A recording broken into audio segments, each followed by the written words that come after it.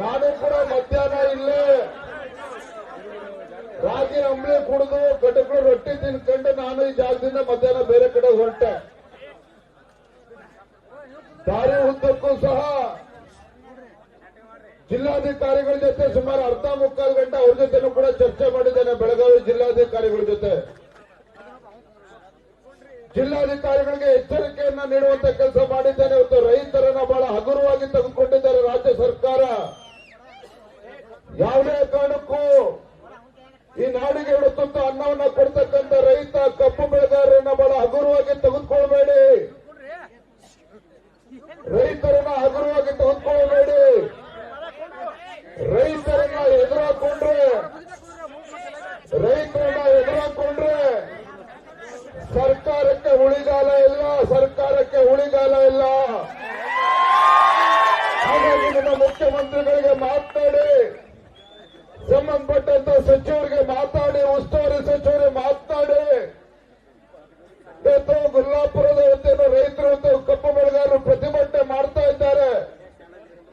ಈ ಪ್ರತಿಭಟನೆ ಕಿಚ್ಚು ಹೇಗೆ ದಿನೇ ದಿನೇ ಆಗ್ತಾ ಇದೆ ಅಂತ ಹೇಳಿದ್ರೆ, ಇವತ್ತು ಗೋಕಾಕಲ್ಲಿ ಹೋರಾಟ ಪ್ರಾರಂಭ ಆಗಿದೆ, ಇವತ್ತು ಬೈಲಹೊಂಗಲದಲ್ಲಿ ಹೋರಾಟ ಪ್ರಾರಂಭ ಆಗಿದೆ, ಚಿಕ್ಕೋಡಿನಲ್ಲಿ ಹೋರಾಟ ಪ್ರಾರಂಭ ಆಗಿದೆ, ಹುಕ್ಕೇರಿನಲ್ಲಿ ಅಥಣಿನಲ್ಲೂ ಕೂಡ ಕಬ್ಬು ಬೆಳೆಗಾರರು ಒಂದು ಬೀದಿಗಿಳಿದು ಹೋರಾಟವನ್ನು ಈಗಾಗಲೇ ಪ್ರಾರಂಭ ಮಾಡಿದ್ದಾರೆ. ಇನ್ನೂ ಕೂಡ ರಾಜ್ಯ ಸರ್ಕಾರ ಕಬ್ಬು ಬೆಳೆಗಾರರ ಬಗ್ಗೆ ಆ ನಿರ್ಲಕ್ಷ್ಯವನ್ನ ತೋರಿದ್ರೆ ಆ ಭಗವಂತ ಬಂದರೂ ಕೂಡ ನಿಮ್ಮ ಸರ್ಕಾರವನ್ನ ರಕ್ಷಣೆ ಮಾಡೋದಕ್ಕೆ ಸಾಧ್ಯ ಇಲ್ಲ. ಆ ಭಗವಂತ ಬಂದರೂ ಕೂಡ ಸರ್ಕಾರವನ್ನು ರಕ್ಷಣೆ ಮಾಡೋದಕ್ಕೆ ಸಾಧ್ಯ ಇಲ್ಲ. ಹಾಗಾಗಿ ನಾನಿಲ್ಲಿರ್ತಕ್ಕಂಥ ನಮ್ಮ ಬೆಳಗಾವಿ, ಬಾಗಲಕೋಟೆ, ಬಿಜಾಪುರ ಜಿಲ್ಲೆಯ ಕಬ್ಬು ಬೆಳೆಗಾರರ ಪರವಾಗಿ ಈ ರಾಜ್ಯದ ಗೌರವಾನ್ವಿತ ಮುಖ್ಯಮಂತ್ರಿಗಳಿಗೆ ಕೈ ಜೋಡಿಸಲು ವಿನಂತಿ ಮಾಡ್ತಾ ಇದ್ದೇನೆ.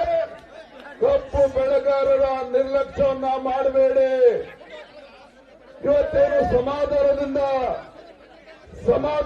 ನಮ್ಮ ಕಬ್ಬು ಬೆಳೆಗಾರರು ಹೋರಾಟ ಮಾಡ್ತಾ ಇದ್ದಾರೆ. ಹೋರಾಟದ ಕಿಚ್ಚು ಇವತ್ತಾಗಲೇ ಬೇರೆ ಬೇರೆ ತಾಲೂಕಲ್ಲಿ ಕಿಚ್ಚು ಉಜ್ವಲ ಜ್ವಾಲೆಯಾಗಿ ಹರಡ್ತಾ ಇದೆ. ಇನ್ನೂ ಕೂಡ ನೀವು ಹಾಗೆ ಕಣ್ಮುಚ್ಕೊಂಡು ಬೆಂಗಳೂರಿಗೆಲ್ಲೇ ಕೂತಿದ್ರೆ ಇವತ್ತು ಈ ಜ್ವಾಲೆ ಏನಿದೆ